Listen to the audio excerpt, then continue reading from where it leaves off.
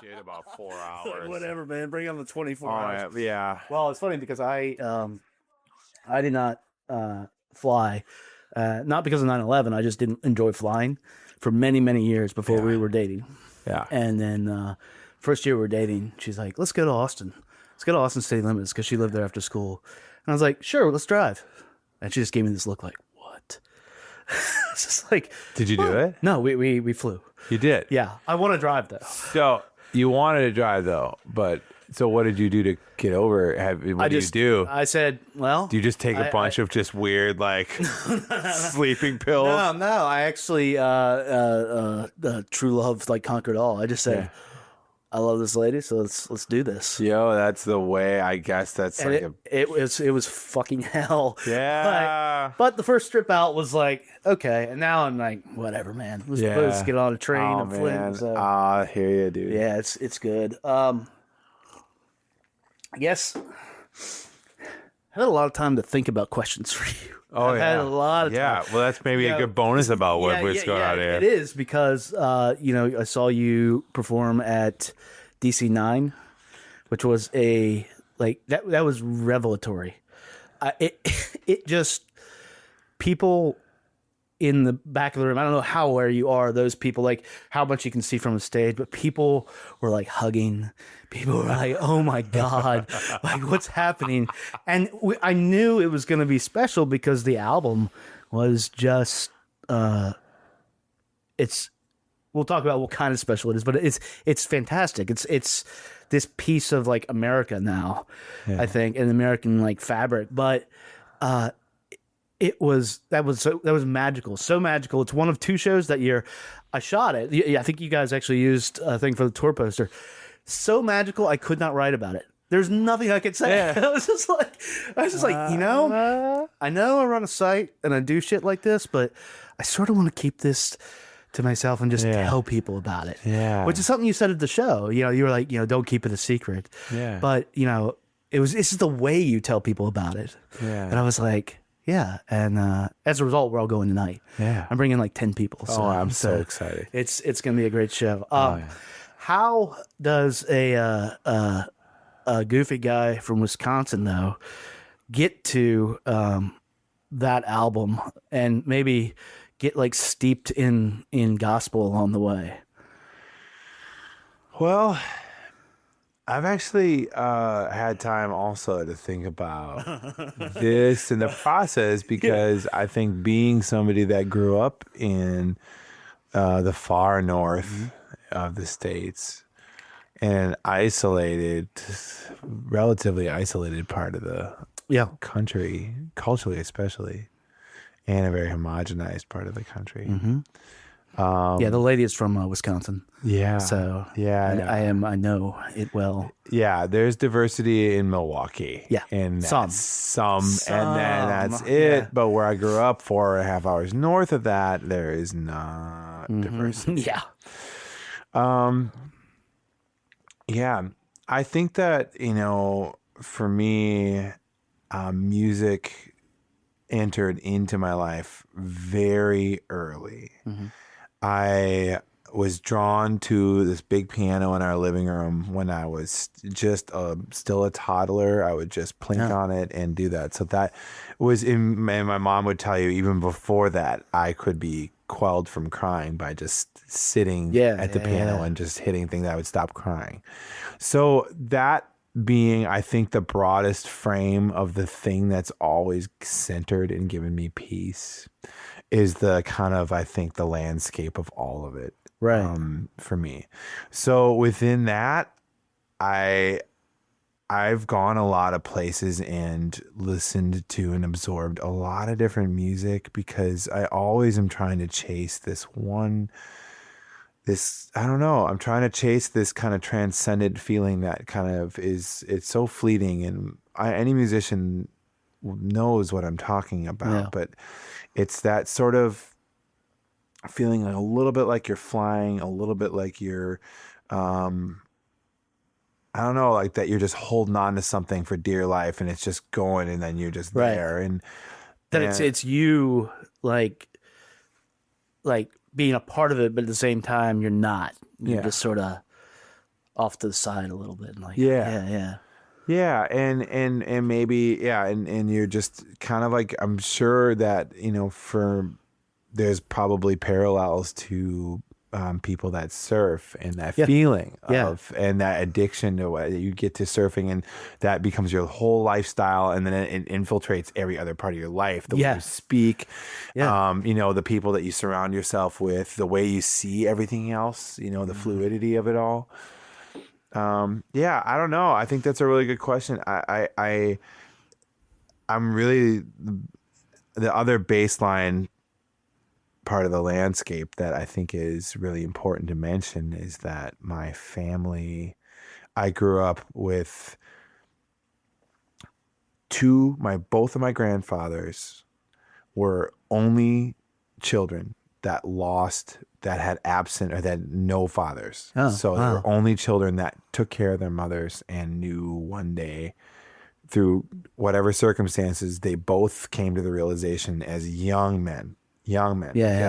like teenage, Yeah. adolescent boys, that all they wanted in life was a family.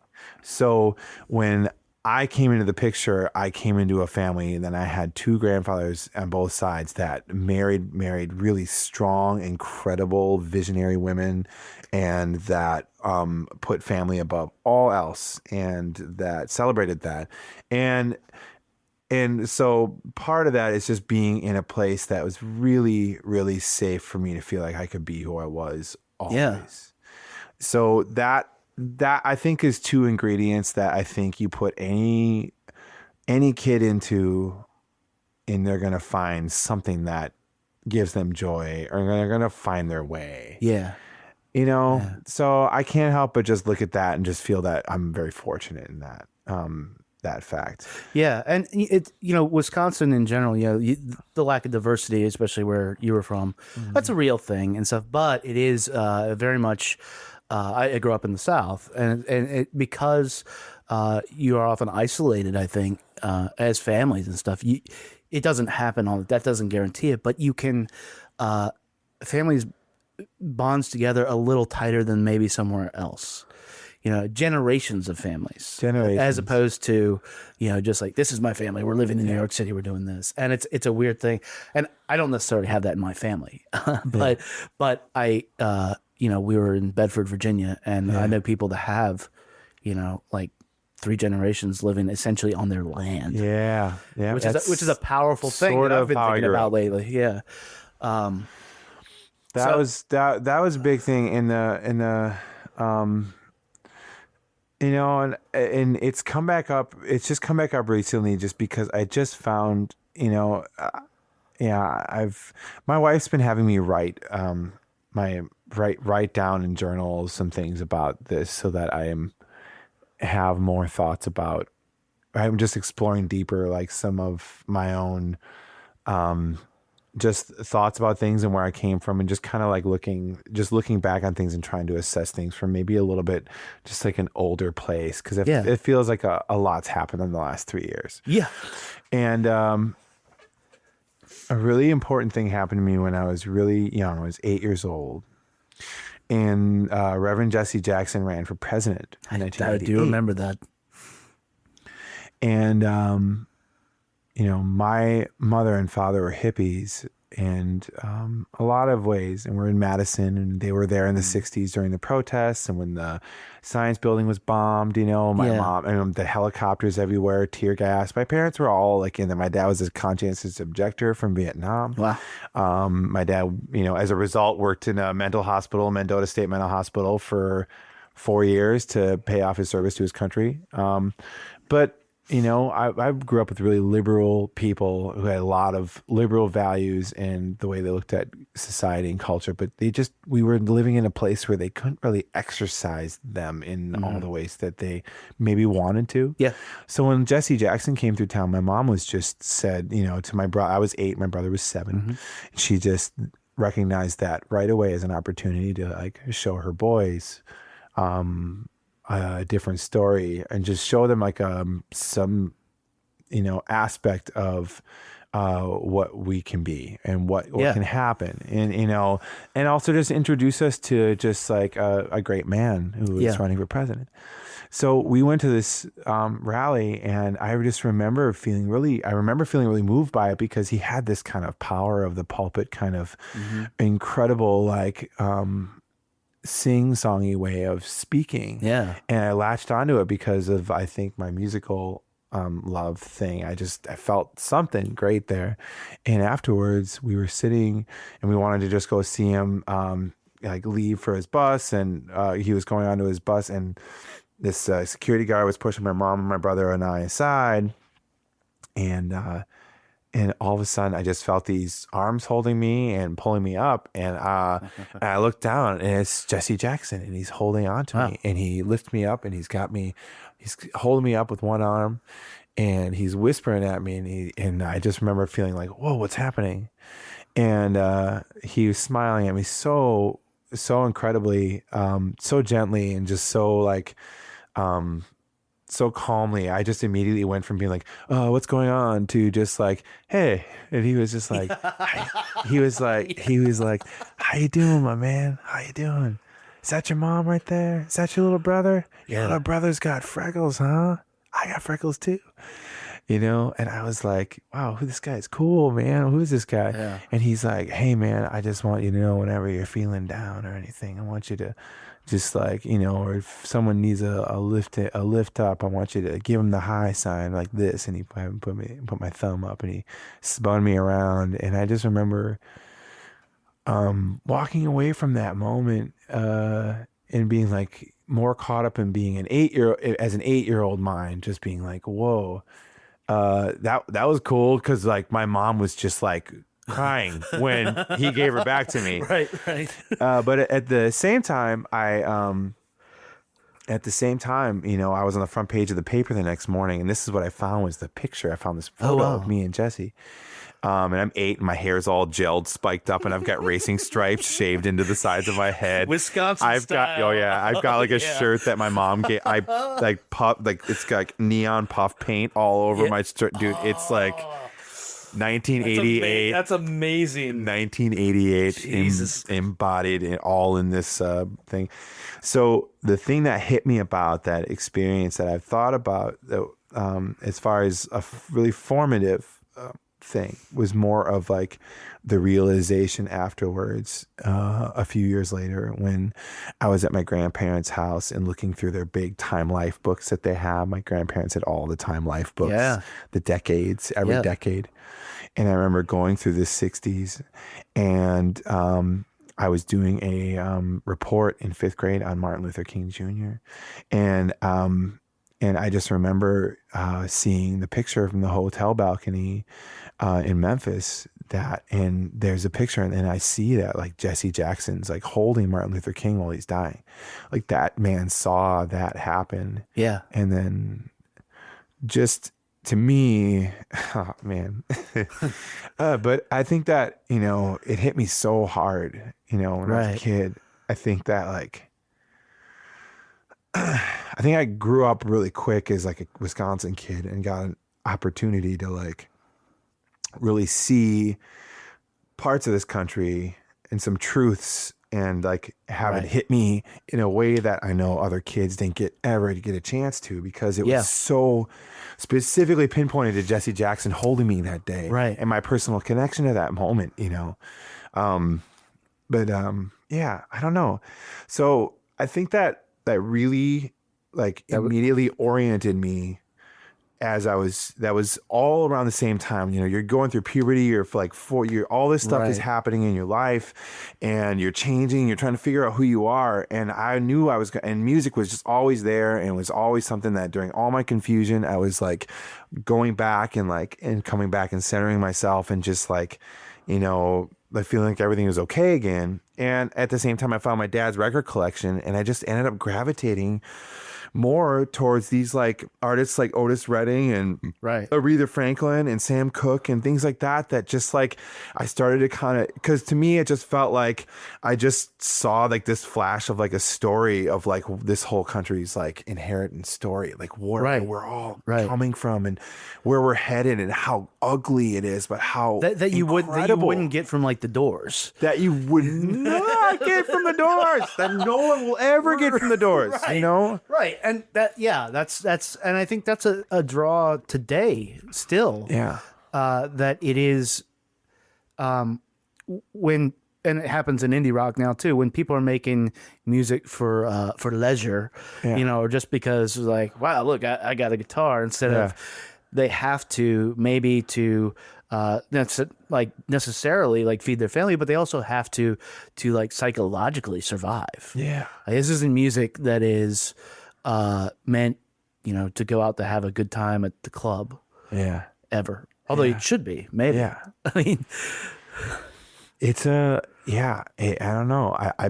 I just, it's so incredible what has happened here, the music that's made here, and like what we have sitting in front of us that we can like sit in awe of, and also maybe participate a small bit in this tidal wave of cultural force that is the music that came out of this country. Yeah. And so I do view it that way. And I don't, you know, that to me is our cathedrals, and that to me is our, you know, pyramids. And like in this time, in this place, in this part of the history of the world, like this thing that changed the world was this really incredibly, you know, incredibly hopeful and powerful thing that came out of such dark and ugliness. Yeah. You know what I mean? Yeah. Yeah. And so like, to me, there's like, I mean, it is that deep on a daily basis for me, but I know I carry a lot of joy out, because I think that overtly I'm a joyful person, because at the end of the day, still just playing music still has always made me happy. Right. I'm so lucky in that. And I know that, you know, so many people I know aren't fulfilled in things that they do. Yeah. And I think that that's, you know, I want that for them, and I want that for everyone to have that, you know, but so anyway, to every question you ask me is going to be the long way around. But to answer your question about being a goofy guy from Wisconsin, I just was like, you know, I've always been a really sensitive kid, and my mom was a social worker, and she really oriented my brother and I to suffering, and, you know, and I had a channel towards like viewing the world and what suffering meant that was right in our backyard, that really felt like I just really was able to see some things, and it sort of kind of oriented me towards like the music in a way. Yeah. You know, so to me that is, when I look back to the earliest, like why, I guess that's like what I've come up with. Right. As opposed to public policy. Right. You Opposed to like, public policy. I want to go do policy here in Washington, D.C. Yeah. Totally. So, I mean, so it just grew from there. And then, you know, for me, also the area I grew up in was just a jazz centric place. Eau Claire is a crazy jazz town. Yeah. All the high schools in the area are really filtered. The jazz love filters down to them. So they have like that essentially Ellington competition in New York that Wynton Marsalis puts on for all the high school bands in the country. Yeah. And they do only Ellington music, and they submit these demo tapes from all over the country, and they ask certain bands that they feel like get it the most to come perform at Lincoln Center with Wynton and his band. Well, the Eau Claire's Memorial High School like went during like the 90s when I was growing up. They went like 3 times. Were you playing in that band? I was not. I was in Chippewa Falls, which which Yeah. also Yeah. had a great jazz program. But that was the other thing, was just being a high school kid and just being like, why would you not improvise and use playfulness in everything you do musically for the rest of your life? Yeah. Because to me, the most interesting things that have ever happened musically have come out of that mentality. Yeah. You know? It's, I mean, and if you think about how, like the music education is starting to be, not starting to, it's been devalued in schools. I grew up, started playing stuff since I was 5. Wow. Playing piano lessons, and you know, I've never like done say something like you in that, but I feel that when you say this is what grounds you, this is what, even coming down here and like noodling on my guitar. Oh yeah, I see it, man. It's just I can see. It's just like, yeah, that feels good, and I can take 15 minutes, and I can just be like, all right, I didn't do anything. I played some Hot for Teacher, whatever. Yeah. It's funny because I had a theory about the gospel in Wisconsin. I like your answer a lot better, but having been there, it is. And I haven't been to Eau Claire, but we have been like the countryside outside Madison. Like her mom lives in Franksville, which is, but she grew up in Milwaukee, sort of near Alpine Valley. Yeah, like right near there. It is idyllic in a way that I don't know that any other place in the country is. The grass is greener. The air is something else. And it feels, I said this to her last night. I said, it feels like a gospel choir is singing. You just walk out and it's just like, oh. And for people who haven't been to Wisconsin, like, this is not an exaggeration. Yeah. It's fucking magical. It's a magical place. It's a magical place, and it's magical because the summer is what you're talking about. Yeah, the summer is perfect. There's not a better summer in the entire face of the planet. I have not seen a better summer climate, and just like the temperance of like the air, and the correct balance of the humidity and the right breeze. It's all of it's great. It's the trade-off for the 8 months of winter that we have, that is true. Which is very severe and punishing, and forces people inside and forces people to get a hobby. Otherwise, they're going to go crazy. Yeah. So and that's the other thing about like, it's a perfect place for jazz because kids would shed all winter long there. Right.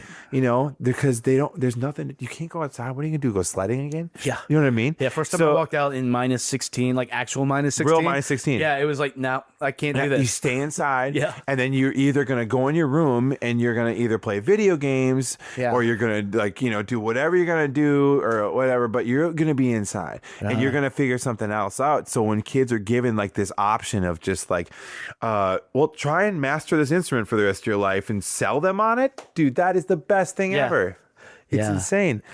So I just feel like that was a great breeding ground, and it also just like helped me understand because I just like immediately dove into like music theory, and I was getting all these like recordings of just like Miles Davis is an incredible first thing to like discover when you're like an adolescent because you get a record like Kind of Blue, and then like in Wisconsin, what's great about it is we're all isolated up there, and then we had these jazz camps where all these virtuosic kids would come from all over the sticks of like northern Wisconsin and Minnesota, and coming from nowhere, just shredding on the guitar and just wailing on the piano, on the horns, and you like all find each other at this camp and be like, hey, and then and this literally happened one time, which was just like, I just remember walking in the first night going into the dorms of like Chalet Jazz Camp and just like not knowing anyone, but like one kid having a stereo that he brought in his room, and it just had So What cranked up,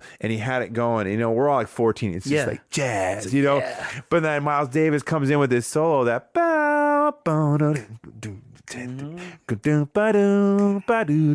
and then pretty soon one kid after another is around the door of this room, and all these kids from wherever the hell they're from are scatting this solo together and finding each other in the night. You know what I'm saying? Going like we're all, oh my God, we all know this so well. You know what I mean? But that's a powerful thing too to have. So, I mean, music just always has given me community. All it's ever done is given me friends and community and family. That's about what it does. I mean, it's by far the most important thing. Like, it's hard to, not to relate to people who don't have it in their life, but it's like, what? No, get that. Like, put it here. Yeah. And, get that in your life. So given this, you diving into this rich history of music, how do you feel now that your album, Southland Mission, is now a part of that? Because it really is. It is.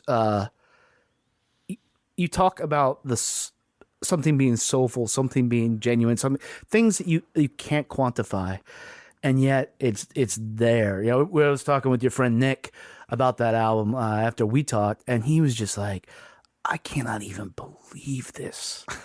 And I can't you realize, you know that you did that?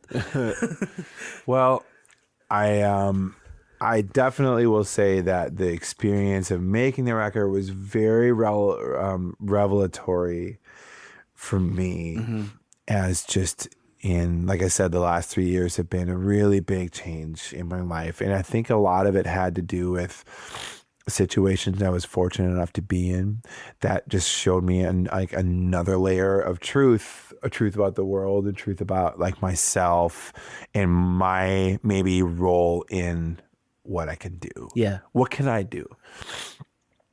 So for me, a lot of that stuff came to fruition when I worked on this Blind Boys of Alabama record, Right.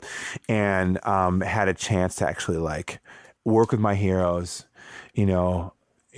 work with like blind, elderly African-American men from the deep South, Which who lived through all of that time that like I studied about in school, and like kids study about it in school in Wisconsin, and that's all the farther it ever goes. They just know that something happened. There's no personal relation to it. But again, having an actual like, people to actually relate to and talk to and just give meaning and actual experience to is something that kids from the upper Midwest are always just need to have. Yes. And it needs to happen, because that's the thing that's missing, up there, and why I think that racism that happens in the Midwest is a totally different kind of character. It's a lot quieter, and but in a lot of ways, it's more severe than like this really overt, open conversation that happens in the Northern South. Racism is very passive aggressive. Yeah, very passive aggressive. Yeah, and you sometimes don't even see it.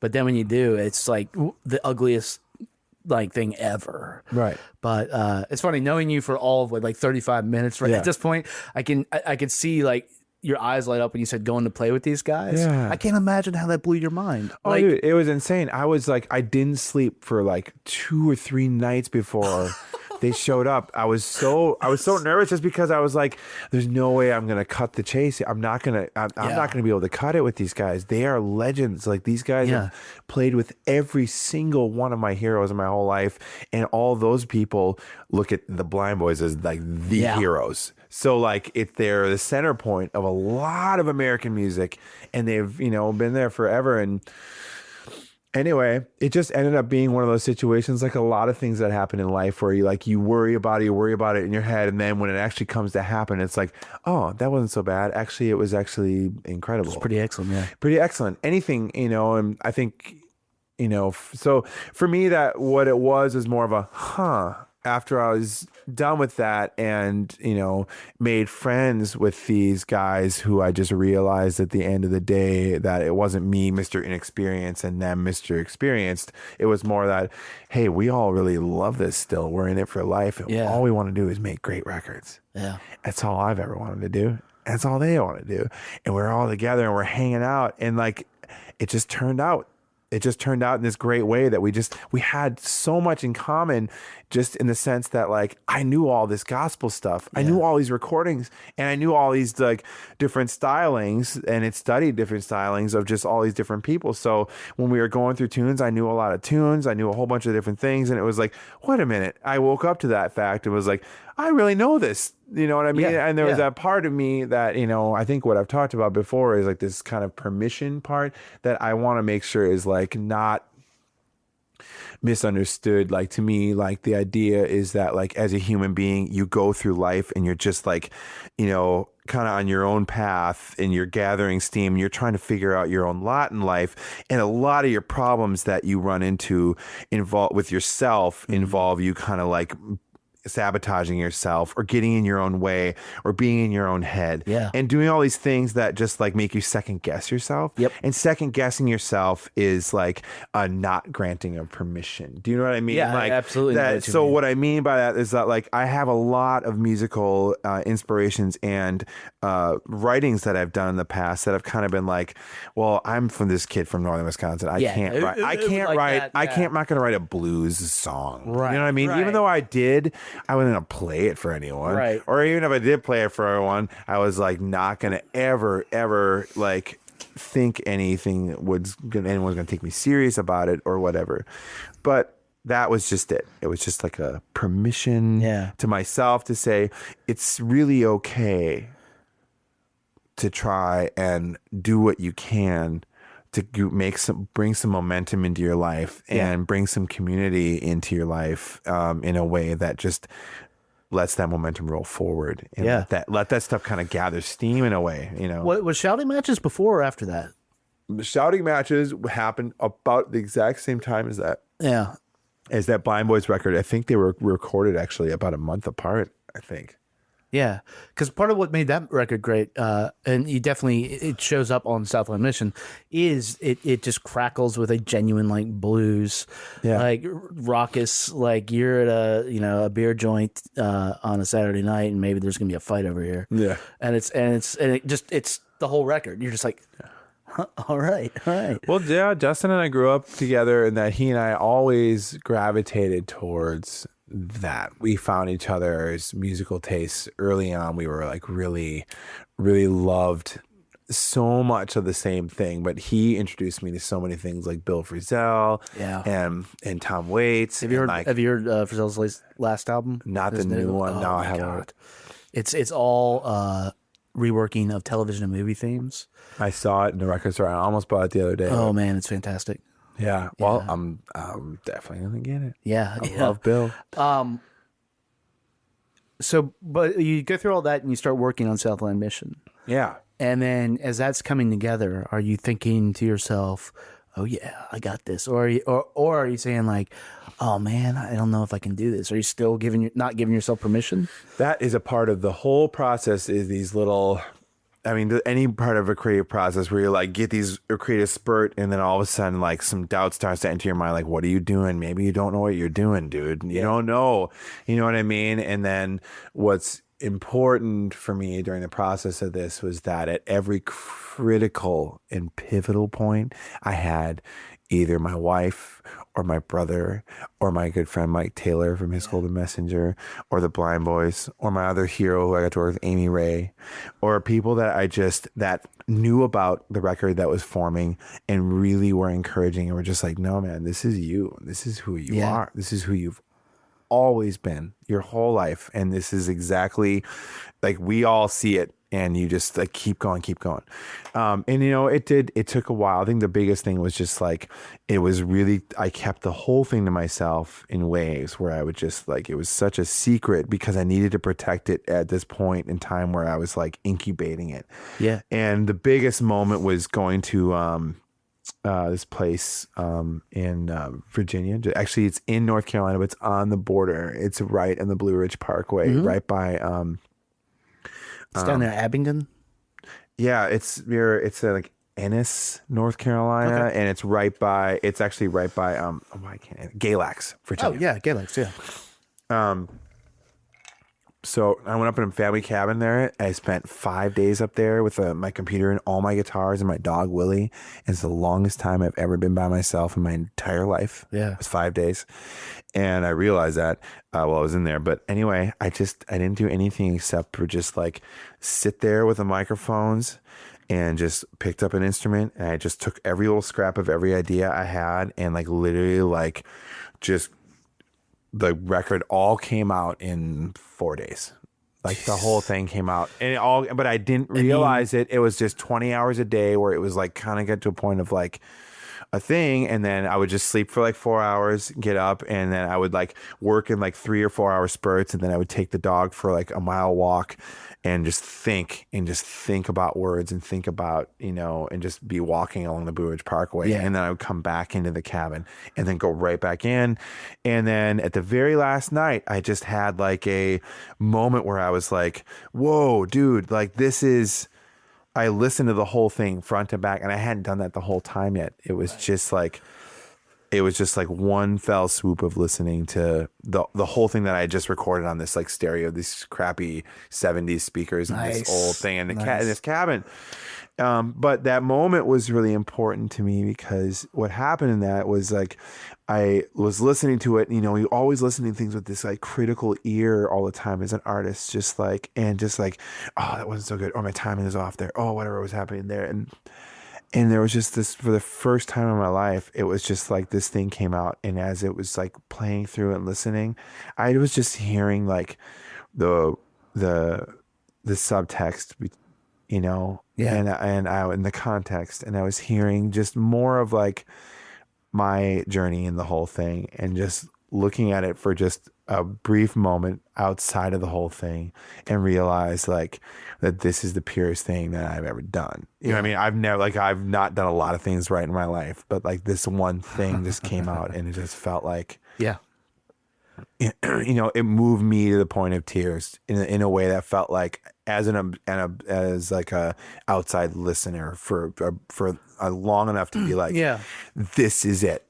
I went home, and I had that moment, was just like being able to stand out, was like enough confidence to show it to my brother, which was the biggest hurdle, to be like, you know me better than anyone on the planet, and I'm about to take you for a drive, and I'm going to show you the demos of this record, you know. And that was a huge moment for him too. Is just the fact that like I presented something to him confidently for the first time in our entire life. Right. And was just like, this is it.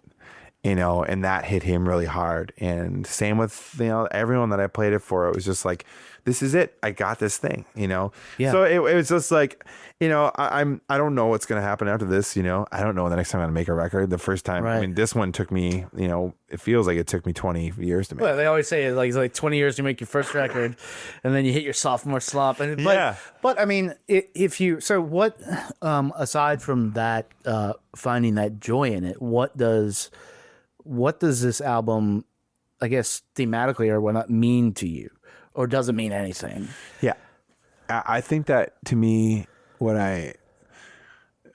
because the whole thing was created, the way it was created was with this, just like, I think with this sort of, it was created with love, man. Right. I mean, everything was just love. Like all the nods that are in there to like my heroes are all like just total love to them, and just like in a grateful kind of spirit, you know, of just feeling like I am so lucky to be alive right now, and live in this time where I'm able to hear all these generations of music that was made in this country, and how certain people interpreted it. Some people are kind of beacons, and some people are kind of relay people, and some people are kind of gatherers, and some people are just like the source. Yeah. You know what I mean? You need that in all the, any kind of like, any kind of vibration needs like that. Yep. Like the, you know, the source and the vector and all that stuff. And like, you know, I don't know. I like the idea that this country was founded on swing, and this country was founded on that feel, and what that gave the world. Swing changed the world. And so to me, celebrating and singing about and exploring that is like a lifelong pursuit that I kind of see now, is like, oh, yes, this is so great that I like finally don't have to like sit and like worry about that at least anymore. Right. Right. You know, that I think is probably part of the, like the lightness of the whole thing, is just being like, oh, I know which direction I'm headed now. You know what I mean? Yeah, exactly. It just took me a long time. Like every other damn thing in my life. I mean, you know, ask my wife, dude. This is like, okay, Phil, figure out the record for God's sakes. But like figuring out our taxes, that's going to take another 20 years. You know what I mean? It's okay. You, you know, and I think that, I know that's what it means to me. I know what it means to a lot of people. I know that what people, I think, pick up on is just simply love. Yeah. You hear it, and you hear what you put into it, and, you know, we'll all see tonight. Nobody except for me is going to see you, and I'm so fucking excited for them. And it's just a warmth that you don't get on records from anybody except for me, from anybody except like Old Soul. Yeah. Yeah. Where it doesn't matter. They can be singing about like, I caught my wife cheating and stabbed her. And but it's still a human. There's a heartbeat in that resonates. And I don't know if it's the voice, because I know psychologically how we react to voices. I don't know what it is, but there's just a heart there. Yeah. You also recently, I think, you mentioned gospel and all this, and the music you grew up on. How big of an influence, speaking of vibrations, was the Dead on you growing up? The Dead was, my brother was a little bit more of a Dead guy. Yeah. And I was more of a Fish guy. Oh no, Phil, come on. Yeah. No, I've seen him like 30 times. Yeah. But I mean, that was all a part of the thing of just like, to me, like I when I look back on, those searching high school years, and it made sense to me that, that was a tangent that I could go off of based off of my love of jazz. That was like, well, these guys are all just kind of playing and improvising. I can get on board with the spirit of what's happening in a situation. Yeah. Also, going to a show like that, that's a cultural experience. Because and going to Alpine Valley from Chippewa Falls, going down there and just seeing just seeing a sea of just people that are just in this parking lot scene, and like the community and the short speak, all that different stuff, and just feeling, whoa, this is a whole subculture that I had no idea about until you stumble upon it. You know what I mean? Especially at that time where it just felt like, it was just like no one knew who they were, but they were selling out Madison Square Garden, multiple times a year and doing all these pulling off these crazy feats. They're a cultural phenomenon. Yes. And to be able to like step into it for a second and just feel like, whoa, it was great, because I just felt like I'm really thankful for the time I was in it. Just really felt like it was still dawn internet. Yeah. I was still just like AOL chat room time about talking about, whatever. But it wasn't like, I don't know. It just didn't seem like it was like the onslaught of awareness that there is now. So yeah. So that was all in there. The Dead just came later for me. I think that was something that just made more sense when I got older. Yeah, and it's more of the same, because you just played on. Correct me if I'm wrong. You're on the Day of the Dead compilation, which is we're waiting to hear it. We were joking with them, and like, okay, we're reviewing it on the podcast. She's like, it's 5 hours long. I'm like, that's okay.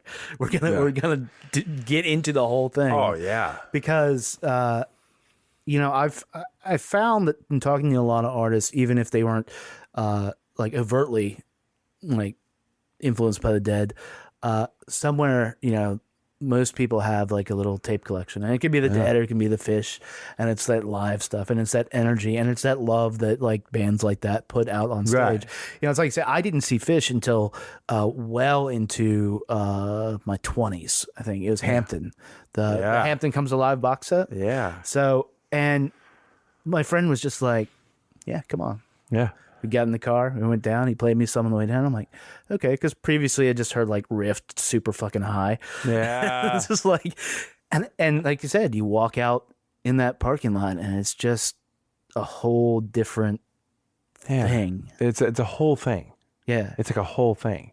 You realize some people like go into it for a while. It's like a big orb that's just moving and adds some momentum, and like some people get lost in it. You know what I mean? You see those people in the parking lot, and that's like another truth you see. You're like, whoa, you can get lost in something like this really easily and never come back. Right. That's all just learning stuff, in a great way. And I'm thankful for all of it. I definitely got into the Dead because of Hornsby's involvement. Yes. And Hornsby was a really big influenced me, because as a piano player as a kid, there was not any piano heroes to really look at. You know what I mean? And his 80s albums, like the first one with the range, that's great piano pop. But then as they went along, his jazz came out. Yeah. Which was crazy. You get to like Hot House and it's like, what the fuck is this? I know, Hot House, man. Great record. Yeah.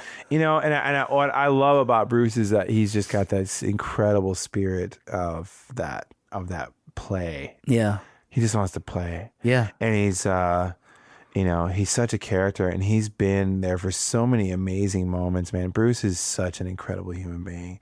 And so I got to work with him I met Bruce when I was 14. And that was a big moment, and he was so incredibly cool to me and spent an inordinate amount of time with me as a 14-year-old geeky kid going through puberty. Right. It was really awkward, and big hands and big feet, and just like, hi, sir, squeaky voice. Yeah. You want to talk to me about it? I brought my CD booklet for you to sign, sir. But he was so incredibly cool to me and supportive of me as being a musician at that age. It really, I think, solidified my journey and where I'm like, that really was a huge moment for me. I definitely went to bed that night, like laying and staring at my ceiling. Like, this is, And he played on the track that you just did. Yeah. So that yeah, we were all together. We recorded that track all together. so Black Money River. That must have been just like Full circle? Hi. Oh, hell yes, it was full circle. And what was great about it was that, I mean, it really was like 22 years later, you know, or whatever. I mean, pretty close to that. And cool enough situation where, like, I mean, we hung out all day and recorded the track really pretty quickly and then just had dinner and then he had to go. He was only there for probably 5 hours, really.